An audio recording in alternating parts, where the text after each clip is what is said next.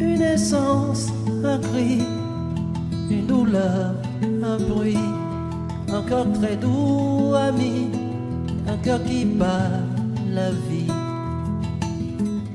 Bonjour à tous, aujourd'hui je vous propose une nouvelle escale au Togo. Les membres de l'association Solidarity in Humanity sont allés à la rencontre de 3 acteurs locaux. Partons à la rencontre d'Ornella, l'orthophoniste dont le salaire est financé par l'association Ortogo que nous avons découverte au début de notre voyage. Je suis Ornella Adrani, orthophoniste. Nous sommes à l'école des sourds Vivenda, située dans le quartier Paix. Salut tous les sourds des autres pays. Mon nom est Nicolas. Je vous aime beaucoup. Les enfants handicapés sont des êtres à part entière qui ont les mêmes droits que les autres enfants. Le monde des sourds, c'est un monde fascinant que beaucoup de personnes ne connaissent pas vraiment. Les gens ne s'intéressent pas beaucoup à eux. Et dans le but de les aider à améliorer leurs difficultés en apprentissage scolaire, leurs difficultés langagières. Donc je me suis proposée pour leur venir en aide. L'ambiance est bien. La difficulté, c'est qu'il faut s'adapter au bruit. Parce qu'ils font beaucoup de bruit, on ne peut pas leur interdire à chaque fois de ne pas faire de bruit, vu qu'ils ne font pas ce qu'ils font. À part ça, il faut répéter plusieurs fois les exercices avec eux avant qu'ils ne comprennent. Ils ont des difficultés à faire les orthographes, la dictée, tout ce qui concerne les apprentissages scolaires. Donc c'est difficile de les aider à améliorer leurs compétences dans ces domaines-là. Surtout quand on ne sait pas signer pour mieux les aider. Donc mon message à l'endroit de tous les enfants ayant un handicap, c'est de ne pas se sous-estimer, de travailler dur, avoir confiance en soi, qu'ils peuvent avoir les mêmes choses, les mêmes atouts que les autres enfants. Donc de toujours rester fort. Et l'handicap, ce n'est pas une fatalité. Il n'y a pas de honte handicapé. Ça peut arriver à tout le monde. J'envoie mes remerciements à l'endroit de l'association Solidarity in Humanity pour l'initiative qu'ils ont prise à l'endroit des enfants handicapés. Donc je les encourage à faire encore mieux pour les aider à exceller. Et mes remerciements aussi pour l'endroit des dirigeants de l'école Vivenda et de l'association Ortogo. Salut tous les sourds. Mon nom est Madina. M-A-D-I-N-A. G-A-D-O. Je suis enseignant de l'école Vivenda des sourds de Baie. Quand je vois les enfants, je les aime.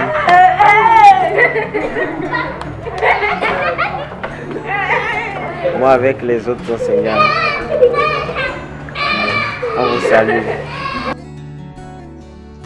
Kofi Lucide est le président du collectif Zéro Indigent. L'association Solidarity in Humanity est l'un des membres fondateurs de ce collectif. Kofi Lucide va nous présenter les différentes actions menées par le collectif. Je suis Hathor Kofi Lucide, je suis le coordinateur national du collectif d'associations que nous avons dénommé Collectif Zéro Indigent. Comme son nom le dit, le collectif Zéro Indigent, c'est une synergie des différents acteurs de développement de notre pays, le Togo, en vue de constituer une entité plus solide, plus forte pour faire un objectif de zéro indigent dans nos communautés. Pour nous, en tant qu'acteurs de développement, la Journée internationale des droits des enfants est une journée au cours de laquelle nous devons faire entendre nos voix pour parler en faveur de nos enfants. Ces enfants-là qui sont dans les localités où ils n'ont pas accès à l'Internet, ils n'ont pas accès aux nouvelles technologies de communication et de l'information. Nous faisons ces ambassadeurs, nous faisons ces porte-voix-là pour relayer les cris de ces enfants-là à toute l'humanité.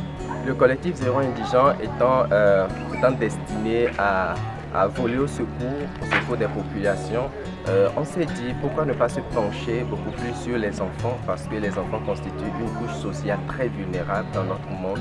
Et ce qui nous a amené à mettre en place le mouvement Sauvons nos enfants, ce mouvement-là qui regroupe d'autres associations, d'autres acteurs de développement, des individus, des organisations, pour ensemble militer pour la défense des droits des enfants. Il faut dire que la première force du collectif Zéro Indigent, c'est l'union, c'est l'unité, c'est ce qui nous permet d'être ensemble, d'être debout jusqu'à maintenant. Une association à elle seule ne pourra pas atteindre les objectifs que nous nous sommes fixés en tant que collectif, et une association à elle seule ne pourra pas rassembler les fonds nécessaires, parce que vous savez, ce que nous faisons, nous avons besoin de fonds, nous avons besoin d'idées, nous avons besoin de ressources humaines, et plus nous sommes ensemble, chacun y met du sien, chacun met la main à la pâte, et ensemble nous produisons ce résultat. Personnellement, je ne crois pas que beaucoup d'enfants pourront écouter ce message aujourd'hui, parce que ces enfants que je porte dans mon cœur sont dans les localités où il n'y a pas d'électricité, il n'y a pas d'eau potable, mais quand même ces enfants, je les porte dans mon cœur comme la plupart de mes frères, comme tous mes frères, toutes mes sœurs là de ce collectif. Mon message sera un message d'espoir. N'abandonnez pas, ne baissez pas les bras, nous sommes là pour vous. Ensemble, nous ferons de votre vie, nous ferons de vos vies, nous ferons de vos rêves une réalité. De l'autre côté, moi j'aimerais plutôt porter un message à l'endroit de l'humanité, tous ces hommes et toutes ces femmes qui sont là dans notre société aujourd'hui, le 21e siècle. Penchons-nous sur les enfants, plus que jamais nos enfants ont besoin de nous. Où que vous soyez, nous avons besoin de vous. Travaillons ensemble, agissons maintenant pour l'épanouissement des enfants. C'est l'occasion ici de dire un sincère merci à tous ces acteurs-là qui se donnent sans relâche pour améliorer le monde des enfants, spécialement aux formidables acteurs de Solidarity Humanity avec qui j'ai eu le bonheur de travailler. Spécial merci à toute l'équipe de SH en France pour le beau travail qu'ils ont mis en place. Pour terminer, nous découvrirons l'OGED, l'organisation des jeunes engagés pour l'atteinte des objectifs du développement durable, présidée par Kevin Ossa. SH est allé à la rencontre de Sidonie, coordinatrice du projet Éco-École mené par l'OGED. Je suis Baranda Sidonie, environnementaliste et chargée de projet Éco-École à OGED International. L'OGED, c'est l'organisation des jeunes engagés pour le développement durable qui est créée en août 2017. Et qui a pour objectif principal de promouvoir l'agriculture-écologie et de préserver l'environnement. C'est en fait une communauté de jeunes qui ont compris le rôle principal des jeunes dans l'atteinte des objectifs de l'agenda 2030. Je participe à la Journée internationale des droits des enfants pour dénoncer les maltraitances faites vis-à-vis des enfants. En tant qu'environnementaliste, mon rôle principal est de faire comprendre aux populations les enjeux du changement climatique et les objectifs de développement durable. Ainsi, en faisant partie de l'organisation des jeunes engagés pour le développement durable, cela m'emmène à mieux porter ma voix avec les autres jeunes qui sont également engagés dans cette vision. Je suis Kevin Ossa, je suis directeur exécutif de l'OGED et c'est un plaisir pour nous de participer à cette journée mondiale des enfants.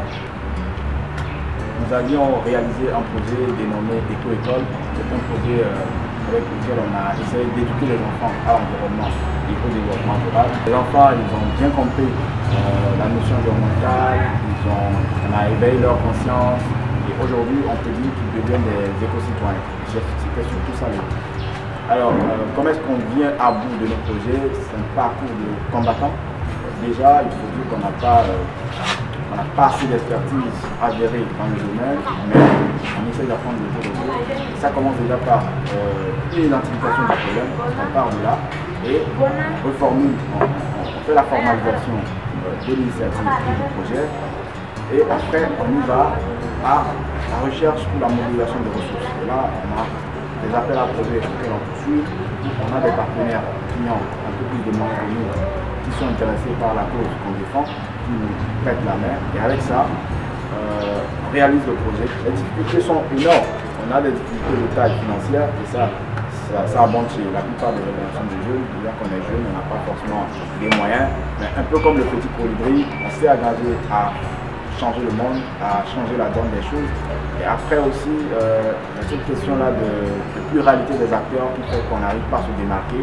mais on essaye parce qu'on a remporté un projet de ministère en charge de la jeunesse, donc ça veut dire qu'on est quand même un cas soit très considéré. Et il faut dire aussi que la question environnementale n'est pas une priorité pour notre système, notre gouvernement, donc il y a aussi ce problème-là.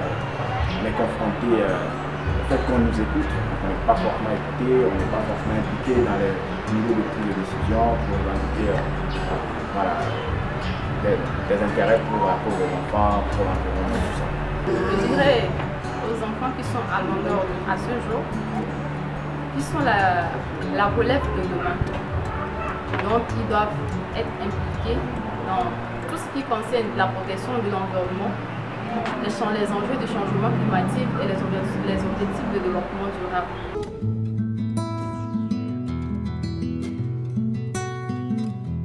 Une essence, un cri, une douleur, un bruit, un cœur très doux, ami, un cœur qui bat la vie.